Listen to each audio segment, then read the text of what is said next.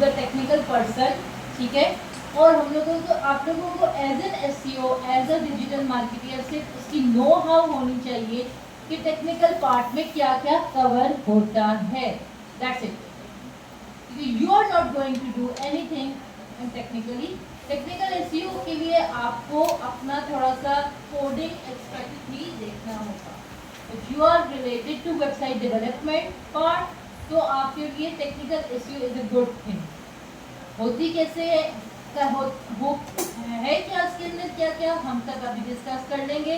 होती कैसे है, अगर if you are a website developer जो बैकएंड पे काम करता है, that can be a good technical SEO. Technical SEO refers to the optimizing a website's infrastructure to help search engine crawl, index and rank pages. ये भी ranking के लिए effective होती है। इसमें क्या आ जाता है, इसमें मोबाइल पेज ऑप्टिमाइजिंग की स्पीड आ जाती है, पेज लोडिंग आ जाता है आपके पास, कितना टाइम में पेज लोड हो रहा है, कितने सेकंड्स में पेज लोड हो रहा है, इसमें क्या क्या क्या इमेजेस हैं वो जेपैक में हैं या हैवी हाई रेजोल्यूशन इमेजेस हैं या पिक्सेलेट हो रहे हैं, क्या उनकी इमेज की जो पार्ट है, उसका जो डायमेंशंस है वो अकॉर्डिंग टू आपके वेब पेज में है या नहीं है।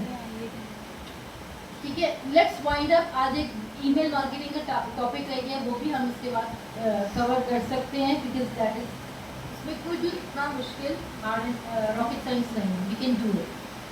सो टेक्निकल एसईओ इम्पोर्टेंस क्या है, आपकी जो वेबसाइट है इसकी फास्टर इंडेक्सिंग करवाने में। इंडेक्सिंग क्या होती है, वेबसाइट को गूगल में रैंक करवाने को कहते हैं इंडेक्सिंग करवाना। जब हमने वेबसाइट बनाई तो आपकी वेबसाइट गूगल के सैंडबॉक्स में स्टोर हो गई। गूगल के सैंडबॉक्स से उठा के गूगल के पेजेस पे लेकर आना, that is called indexing. Now crawling, crawling क्या होती है, जब भी किसी ने यूजर ने आपके सर्च किया, गर्ल्स, कभी भी यूजर ने कोई कीवर्ड सर्च किया तो वो कीवर्ड सर्च के अंदर बहुत सी वेबसाइट्स आ जाती हैं, विजिबल हो जाती हैं। अगर वो कीवर्ड आपकी वेबसाइट पे है तो गूगल का जो क्रॉलर है, गूगल का जो स्पाइडर है, वो आपकी वेबसाइट पे आएगा, पूरी स्कैन करेगा। That scanning is called crawling. तो आप लोगों की वो जो क्रॉलिंग है, आप लोगों की कीवर्ड की डेंसिटी अगर इतनी ज़्यादा अच्छी है तो गूगल का क्रॉलर आपको लेकर भी आएगा और आपको सर्च क्वेरी में अपीयर भी करवाएगा। Now improve site speed and performance. Site speed, आपकी जो वेबसाइट की स्पीड है वो कितनी तेज़ी, कितनी ज़्यादा जो है ना वो आपके पास एक्टिवली वो पेज लोड हो रहा है या वो बहुत ज़्यादा टाइम ले रहा है। अगर वो टाइम ले रहा है तो सर्वर एरर आ रहा है, तो दैट शुड बी कि वो फिक्स कहाँ कौन करेगा, आपके पास टेक्निकल एसईओ फिक्स करेगा।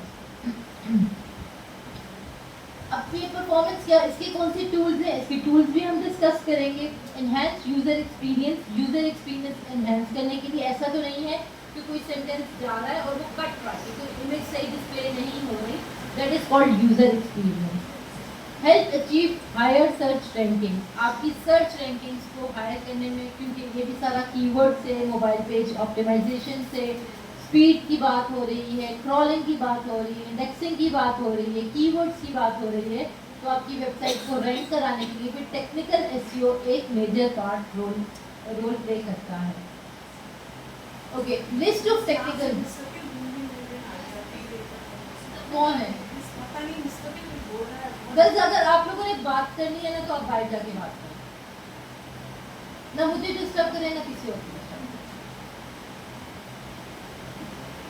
List of technical SEO.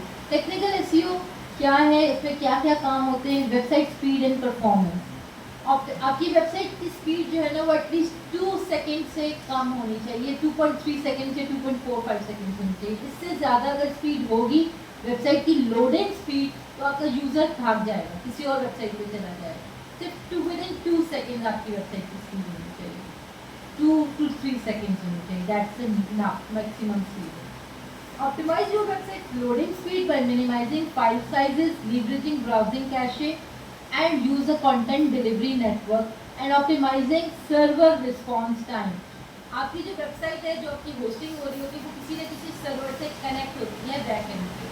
आपकी वहाँ से लोडिंग जब हो रही होगी, वेबसाइट को कोई लोड कर रहा होता है, तो सर्वर से उसका कनेक्शन ज़्यादा स्ट्रॉन्ग है, अगर उसका सर्वर के साथ लोडिंग उसकी सही हो रही है, प्रॉपर्ली हो रही है, तो आपका पेज जल्दी अपीयर होगा। अगर आपका सर्वर स्लो है और उसमें बहुत ज़्यादा, फॉर इंस्टेंस ऐसे होता है कि आप जब होस्टिंग आप खरीदते हो तो उस होस्टिंग पे बहुत ज़्यादा वेबसाइट्स हो जाती हैं, ठीक है, उन्होंने प्लगइन इंस्टॉल नहीं किए हुए होते, उन्होंने ऑप्टिमाइज नहीं किया होता, और उन्होंने जो है ना बहुत ही इररेलेवेंट से प्लगइन, हैवी प्लगइन ऐड कर लिए होते। जैसे फॉर इंस्टेंस एक बैग है, एक बैग में आप कॉस्मेटिक्स भी डाल दो, एक बैग में आप स्टेशनरी भी डाल दो, इस बैग में आप हर चीज़ डाल दो, तो इसका मतलब वो बैग हैवी हो जाएगा। तो आप जब बैग उठाओगे तो वो जो है ना आप मुश्किल होगी उठाने में। इसी तरह वेबसाइट का भी यही है, अगर आप बहुत से प्लगइन्स ऐड करते जाओ टूल्स ऐड करते जाओ, तो वेबसाइट की लोडिंग स्पीड उसमें इफेक्ट होती है। और आप लोगों को चाहिए कि आप उसको ऑप्टिमाइज करो, उसमें जो इररेलेवेंट प्लगइन्स हैं, इररेलेवेंट डाटा है, वो आप उसको एक्सक्लूड कर दो। This is more about e-commerce website जिसमें थाउजेंड्स ऑफ प्रोडक्ट्स होते हैं, तो उनके लिए आपकी वेबसाइट ऑप्टिमाइजेशन बहुत ज़्यादा मैटर करती है। Then is mobile friendly. अगर आप लोग, जब हम लोग फेसबुक का पेज बना रहे थे तो हम लोगों ने कहा था कि हम लोग लेफ्ट एंड राइट पे कोई कुछ भी ना इमेज ऐड करेंगे और ना हम लोग कुछ टेक्स्ट ऐड करेंगे। हमने जो भी फेसबुक कवर पेज है वो सेंटर अलाइन किया था। तो वेबसाइट में भी आपने देखा होगा, किसी भी वेबसाइट पे जाओ तो आपका जो कंटेंट है वो बिल्कुल, इसका जो वाइल फ्रेम है वो सेंटर में है, ना आपको लेफ्ट में कुछ नज़र आ रहा है और ना आपको राइट में कुछ नज़र आ रहा है। ऐसे ही है। Yes. क्यों? क्योंकि this is mobile optimized website, this is called mobile optimization. क्योंकि जो वेबसाइट मोबाइल में जब ये कोई ओपन करेगा तो उसको ये लेफ्ट राइट पार्ट नज़र नहीं आएंगे, उसको ये पार्ट नज़र आएगा। Just is that clear? Yes. Now XML site map, इसकी भी बात हमने लास्ट टाइम कर ली थी कि एक एक्सएमएल साइट मैप होता है जो कि आपने अपनी वेबसाइट पे सबमिट करवाना होता है, जो कि सर्च इंजन को हेल्प करता है आपकी इंडेक्सिंग करने में। कौन सा पेज किसके बारे में, किसके बाद आ रहा है, किसके बाद आ रहा है, पूरी हायरार्की बन जाती है। robots.txt फाइल भी आप लोग अपलोड करते हो। फॉर इंस्टेंस अगर आपके पास कोई वेबसाइट है तो आप गूगल सर्च कंसोल में जाते हो,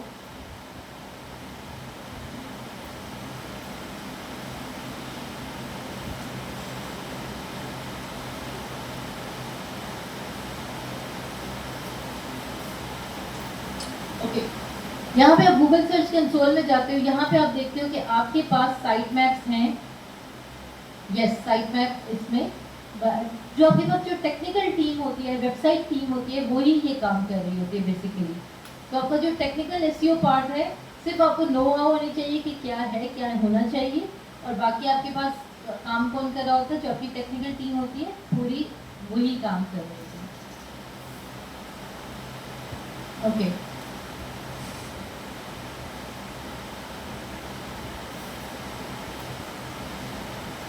इसमें कुछ मेरे पास डाटा है नहीं।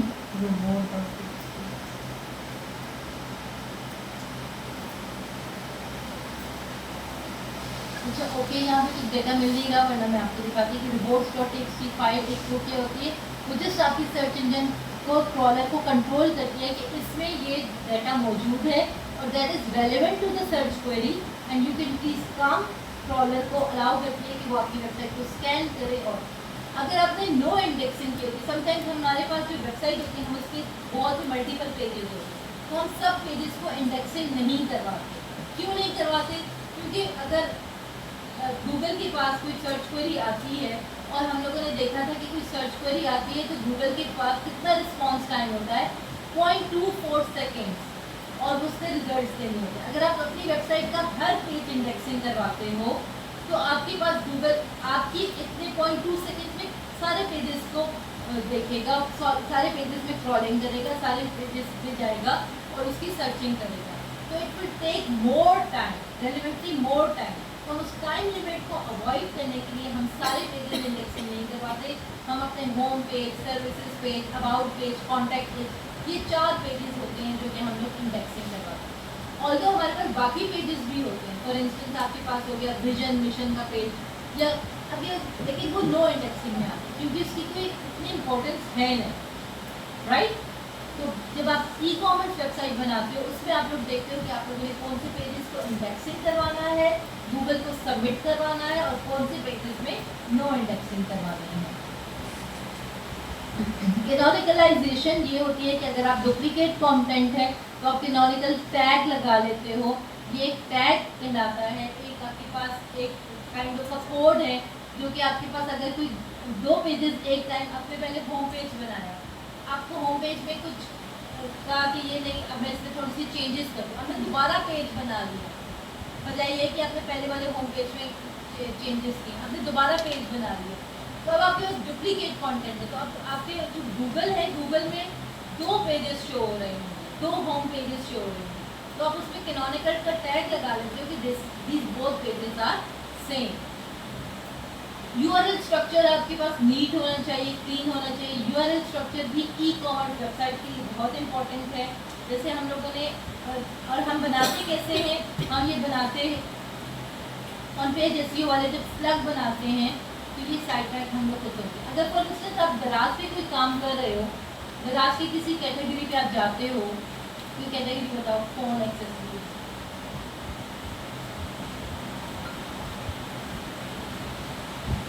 ठीक है, फोन एक्सेसरीज में अगर आप जाते हो तो इनका ये देखो, ये फोन एक्सेसरीज सर्च इंजन है और आप इसको परचेज करते हो।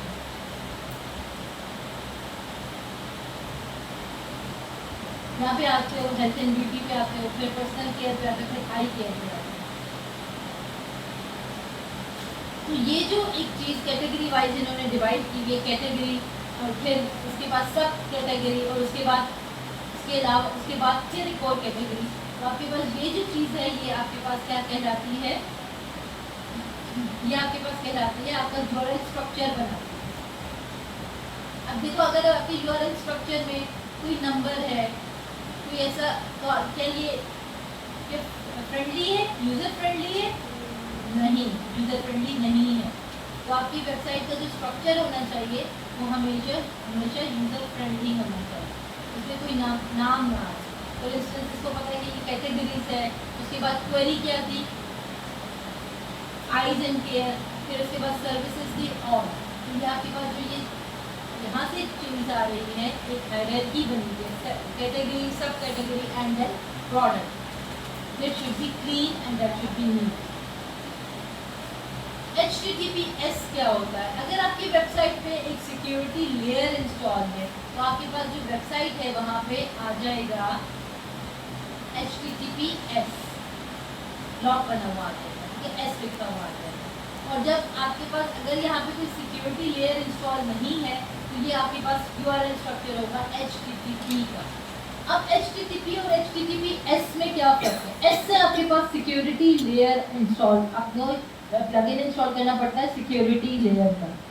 अगर वो इंस्टॉल करेंगे तो आपकी जो वेबसाइट है वो सिक्योर हो जाएगी। अगर आप वहाँ वो इंस्टॉल नहीं करते हो सिक्योरिटी लेयर, तो जो आपके पास HTTP है वाली वेबसाइट्स हैं वहाँ पे साइबर अटैक्स होने का खतरा ज़्यादा होता है और वो इतनी ऑथेंटिक भी क्रिएट नहीं की जाती। अगर आपका कोई यूज़र है और उसने बहुत सी स्ट्रिक्ट प्राइवेसी पॉलिसी लगाई हुई है और आपकी वेबसाइट पे सिक्योरिटी लेयर इंस्टॉल नहीं है, तो इसका मतलब है कि जो आपकी वेबसाइट है वो उसके सिस्टम में ओपन नहीं होगी। क्लियर? कोई न्यू वेबसाइट होती है तो समटाइम्स ऐसे आ जाता है ना कि नॉट फाउंड, तो ये नॉट फाउंड सिर्फ इस वजह से आता है। अब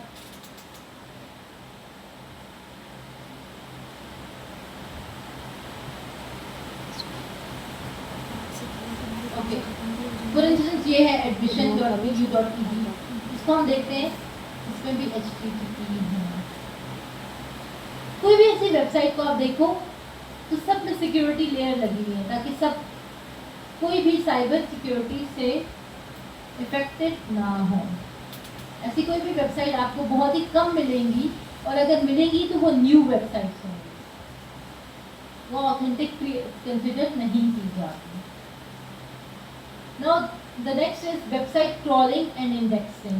वो हम लोगों ने बहुत डिटेल से स्टार्ट से ही पढ़ लिया था। SEO स्टार्ट करने से पहले ensure search engine bots can crawl and index your website effectively, check your crawl errors, fix broken links, and use tools like Google Search Console to monitor indexing results. Structured data markup.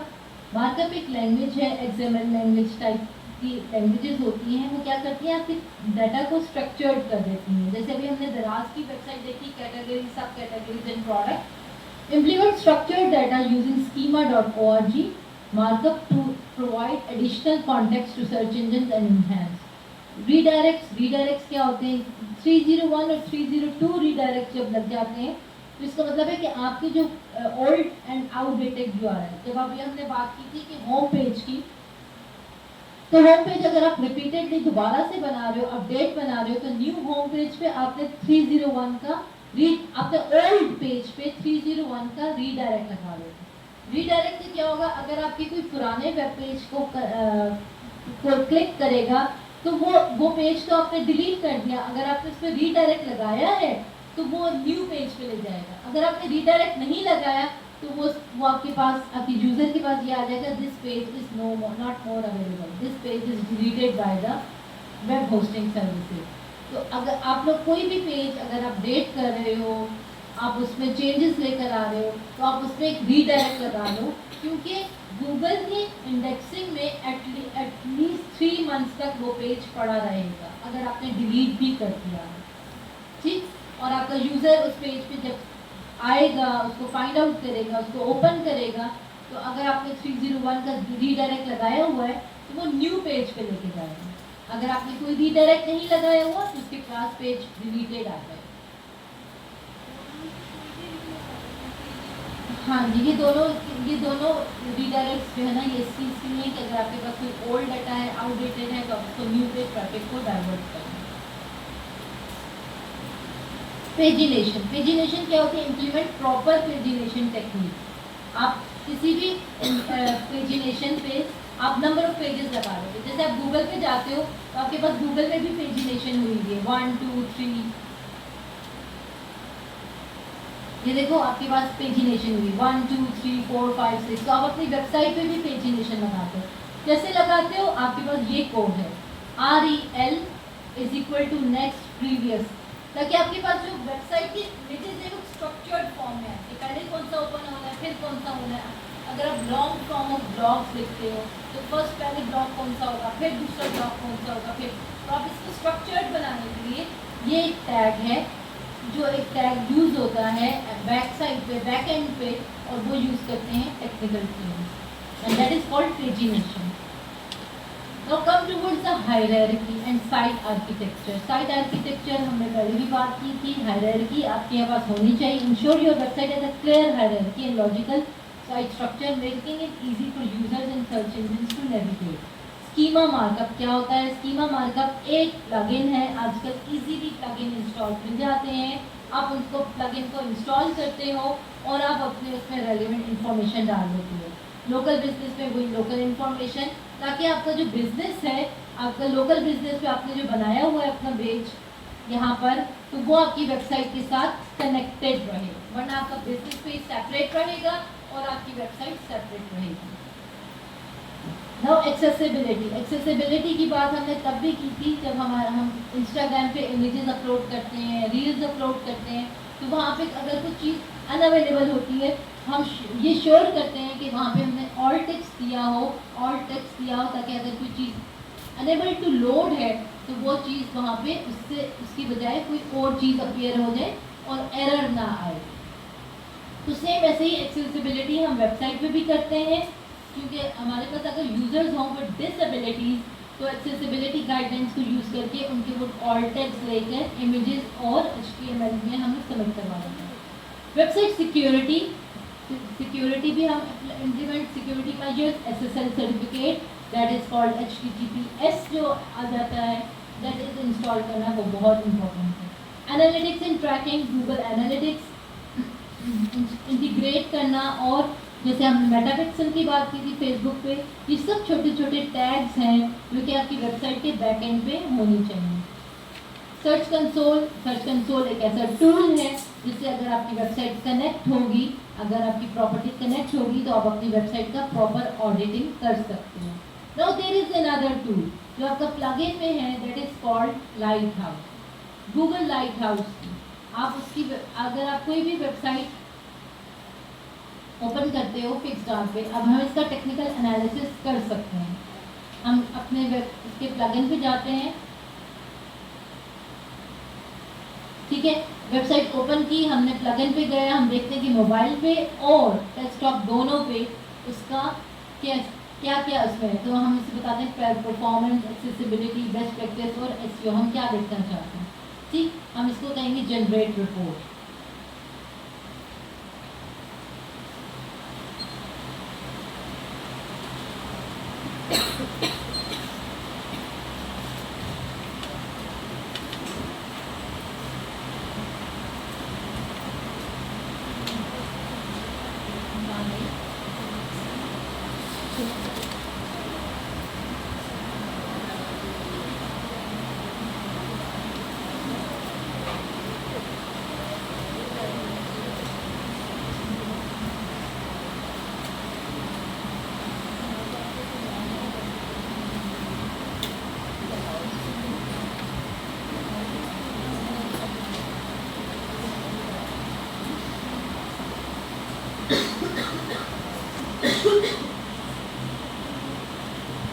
Okay, अभी देखो इसकी जो first कॉन्टेंटफुल paint है ये कितना है इसमें 2.6 में, और फिर भी वो रेड शो कर रहा है। और मोस्टली इसका साइज कितना लग रहा है, उसका 3.2 सेकेंड लग रहा है। ब्लॉकिंग टाइम ये सब आपको जो स्पीड बता रहे हैं वो 5.9 सेकेंड में, तो कितनी उसकी कितना ज़्यादा है ना, 5.9 सेकेंड, इसको कितना होना चाहिए, 2 to 3 सेकेंड होना चाहिए। क्या रेड पार्ट्स है, ये सब डायग्नोस्टिक बता दी, ये डायग्नोस्टिक आप शेयर करते हो अपने टेक्निकल टीम के साथ। एक्सेसिबिलिटी में क्या है, एलिमेंट्स ऑल्ट एट्रीब्यूट नहीं है उसमें, लिंक्स उनके नाम ही नहीं है, जस्ट लिंकिंग हुई हुई है। Select elements do not have label elements, skip lines, not focus.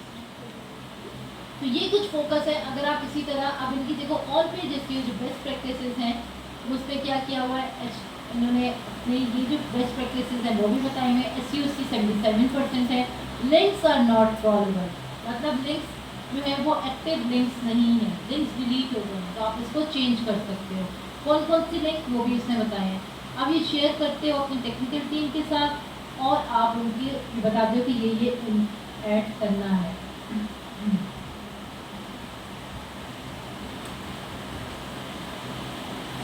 तो आपके पास किसी भी वेबसाइट का आप technical on page of page SEO analysis कर सकते हो, स्क्रीमिंग फ्रॉग से, लाइट हाउस से और एचरेफ के बैकलिंक एनालिसिस से और इन सब चीज़ों से। ये आपके पास ये मैं इंशाल्लाह जो आप लोगों की ये ग्रॉसरी है ये लेक्चर्स हैं मैं अपलोड कर दूंगी।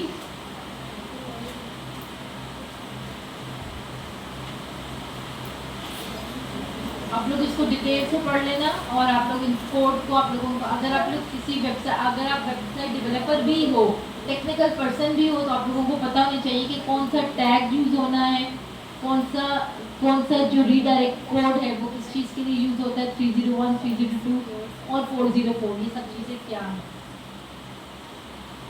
ठीक है, टेक्निकल एसईओ को यहाँ पे हम कंप्लीट कर देते हैं, कवर कर लेते हैं। आप लोगों को टूल्स के नाम आने चाहिए, एनालिसिस करना आनी चाहिए, क्या क्या देखना है ये पता होना चाहिए। क्लियर? तो अब हमारे पास लोकल और एसईओ ऑलमोस्ट कवर हो गई है। ईमेल मार्केटिंग रेडी है, ईमेल मार्केटिंग भी 11:30 तक हम कवर कर लेते हैं और फिर नेक्स्ट क्लास में आप लोगों का एग्ज़ाम होगा। जो आप लोगों का टिकटॉक है वो मैं वीडियो अपलोड करूँगी, गूगल एड नेक्स्ट क्लास में कमिंग सैटरडे। अब ये कमिंग सैटरडे थोड़ा सा क्लास बन रहा है, न्यू क्लासेस